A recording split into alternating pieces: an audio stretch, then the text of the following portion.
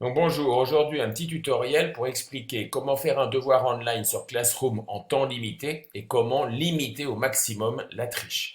Donc pour cela, je vais prendre une classe, je vais dire par exemple en seconde, de créer un devoir surveillé le 3 avril à 8 heures du matin jusqu'à 9 heures.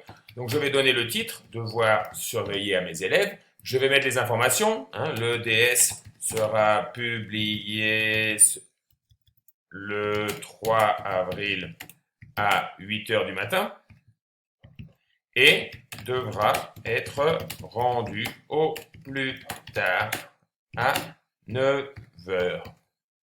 Pardon, à 9 heures, vous avez donc une heure. D'accord? Je vais ajouter mon devoir. D'accord? Donc je vais choisir un fichier. Donc par exemple, comme je viens de travailler sur ce fichier, je vais choisir donc le sujet du devoir. Je sais que ce devoir, je vais le noter sur 20 points. Il doit être rendu au plus tard le 3 avril à 9 heures. Donc je vais écrire 9 heures du matin ici. C'est bon.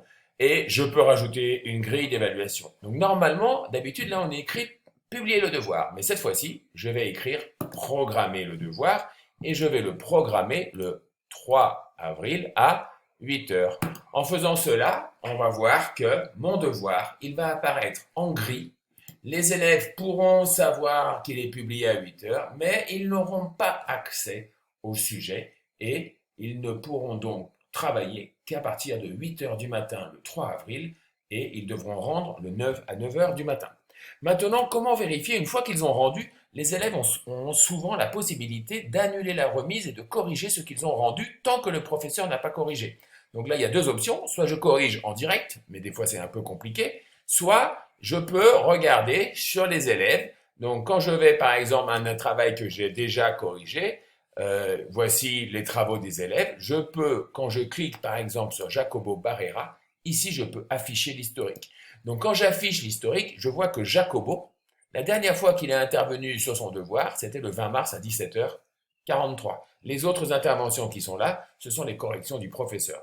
Donc je pourrais très bien vérifier que sa dernière intervention, elle devra être le 3 avril avant 9 heures. S'il y en a une après, je pourrais l'accuser de triche, j'aurai la preuve et donc je pourrais prendre des mesures. Voilà, j'espère que ce petit tuto vous a aidé. Au revoir.